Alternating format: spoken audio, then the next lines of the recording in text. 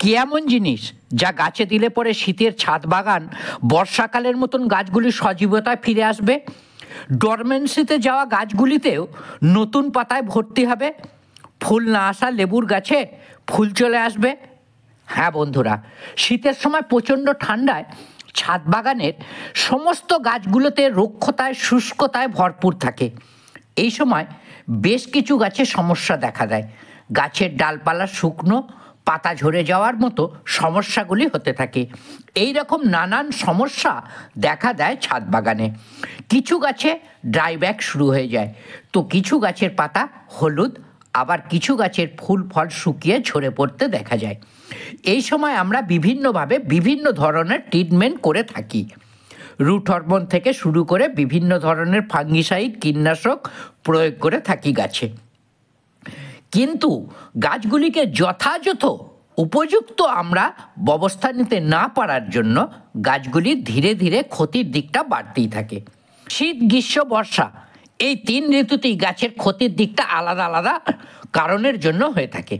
শীতের সময় গাছ ঝিমিয়ে পড়লে আমাদের কি করণীয়? নমস্কার বন্ধুরা, ওয়েলকাম টু মাই চ্যানেল। দেশ এবং দেশের বাইরে থেকে যে বন্ধুরা আজকে আমার ভিডিওটা দেখছেন, প্রত্যেককেই মুখার্জিস গার্ডেনে ইউটিউব চ্যানেলে স্বাগতম। বর্ষায় যেমন সমস্ত গাছই ঘন সবুজ প্রাণচঞ্চল উদ্ভিদ দেখা যায়, ঠিক তার উল্টোটা শীত শুরু হতে না হতেই রুক্ষতায় শুষ্কতায় ভরপুর হয়ে যায় গাছগুলি। যে সমস্ত গাছ সারা বছর ফুল দিয়ে যায়, ফল পাই গাছে, সেই সমস্ত গাছগুলির অবস্থা খুবই খারাপ হয়ে যায়। এই গাছগুলিকে যেমন একটা আমরা যত্ন করি না, যেমন বেল, জুঁই, ফুরুস, অ্যালামুন্ডা, কিছু জবা, এই ধরনের অনেক গাছই আছে। আবার শীতের সিজনের ফুল ফল সবজি গাছগুলিতেও ভরা সিজনে অতিরিক্ত ঠান্ডার সময় গাছগুলি তাদের শরীরবৃত্তীয় কাজে বাধাপ্রাপ্ত হয়ে ঝিমিয়ে যায়। রুক্ষতা শুষ্কতা দেখা দিতে থাকে। আর এই রুক্ষতা শুষ্কতা থেকে গাছগুলিকে পুনরায় উজ্জীবিত করার জন্য আজকে এমন একটা পদ্ধতি দেখাবো, যে পদ্ধতিটা সম্পূর্ণ জৈব একটি তরল। যদি এটা আপনারা মাসে একবারই প্রতিটি গাছে প্রয়োগ করেন, তাহলে শীতের রুক্ষতা শুষ্কতা, গাছের যে জড়তা মেরমেরে ভাব থাকে, সেই জড়তা কাটিয়ে গাছ একদম ফ্রেশ থাকবে। ডরমেন্সিতে যাওয়া গাছও বাকি গাছগুলি তত্তরিয়ে বাড়বে, ঝরঝরে পরিষ্কার পরিচ্ছন্ন প্রাণচঞ্চল থাকবে। তো বন্ধুরা, আসুন দেখে নিই আমরা কি সেই জিনিস। সম্পূর্ণ ভিডিওটি দেখতে থাকুন। কি সেই তরল, কিভাবে প্রয়োগ করবেন, কতটা পরিমাণ প্রয়োগ করবেন। যে কোনো গাছের রুট যদি ঠিক থাকে, শিকড় যদি ঠিক থাকে বন্ধুরা, সেই সমস্ত গাছ কিন্তু সুস্থ হয়ে ওঠে। তাই সর্বপ্রথম আমাদের দেখা উচিত এবং রুটের দিকে নজর দিতে হবে।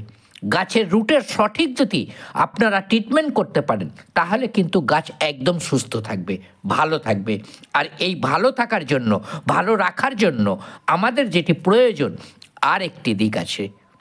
শুধু রুট ট্রিটমেন্ট করলেই হবে না, গাছের বৃদ্ধির জন্য গাছগুলি নিজেই তৈরি করে থাকে, যেটা প্রাকৃতিক বিভিন্ন কারণের জন্য, মূলত এখন প্রয়োজনের তুলনায় ঠান্ডা বেশি থাকার কারণে আবহাওয়া পরিবর্তনের জন্য প্রয়োজনের কম তৈরি করে থাকে কিছু হরমোন, ঘাটতি হয়ে থাকে গাছের।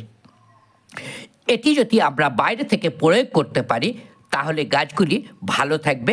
গাছের শিকড় ঠিক রাখার সঙ্গে সঙ্গে যে সমস্ত গাছের ফুল আসার সময় এবং ফুল কম দিচ্ছে বা ফুল এসেছে, ফুল ধরেছে, সেই সমস্ত গাছেও দিয়ে দেখুন এই কালো মানিক। এই কালো মানিকের মধ্যে রয়েছে এমন কিছু জিনিস একত্রে, যা গাছের প্রয়োগ করলে ফিরে পাওয়া যায় নতুন জীবন। মরতে বসা গাছও দ্রুত উজ্জীবিত হয়ে উঠবে এবং ডরমেন্সিতে থাকা গাছগুলিও ভালো থাকবে। আমার কাছে রয়েছে 2টি জিনিস,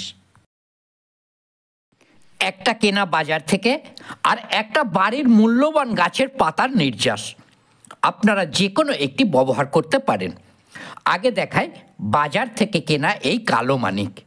এর মধ্যে রয়েছে হিউমিক অ্যাসিড 85%, যা গাছের শিকড়গুলি শুকাতে দেবে না, শুকিয়ে যাওয়া শিকড় পুনরুজ্জীবিত হবে।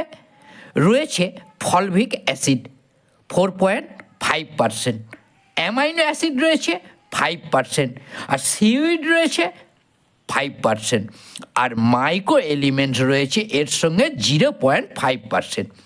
এটি সয়েল বেসড গ্রোথ হরমোন। এটি এই সময় গাছে স্প্রে করা কিন্তু একদমই যাবে না, টবের মাটিতে দিতে হবে। 1.5 লিটার জলে 1 গ্রামের বেশি একদমই দেওয়া যাবে না, মাসে একবারের বেশি কখনোই না।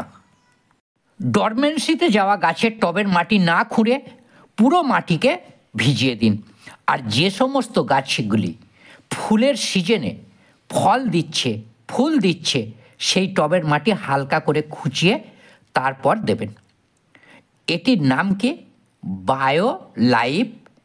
এইটা যে কিনতে হবে তার কোনো কিন্তু মানে নেই, বাজারে অনেক কোম্পানির আছে, দেখে কিনুন। এবার যে বন্ধুরা কেনার ঝামেলায় যাবেন না, দরকার নাই তো, একটু সামান্য সময় কাজেতেও হবে। দেখুন, এটি হলো শুকনো ঘুঁটে ভেজানো জল। আমি একদম 24 ঘন্টা আগে ভিজিয়ে রেখেছিলাম। এই জল হিউমিক অ্যাসিডের কাজ করবে। আর এর সঙ্গে রয়েছে আমার কাছে সজনে গাছের পাতার নির্যাস, যা গাছে কম হয়ে যাওয়া হরমোনকে তৈরি করতে সাহায্য করবে। তবে এটি সপ্তাহে একবার দিতে হবে এই অতিরিক্ত ঠান্ডার সময়। বন্ধুরা, আপনারা ছাদ বাগানে যত গাছ আছে সেই সমস্ত গাছগুলিকে পুনরুজ্জীবিত করতে গেলে এই কালো মানিক আপনাকে দিতেই হবে। বন্ধুরা, আজ এখানেই, আবার দেখা হবে একটি নতুন ভিডিওটি ভালো লাগলে একটি লাইক এবং শেয়ার করার অনুরোধ করি।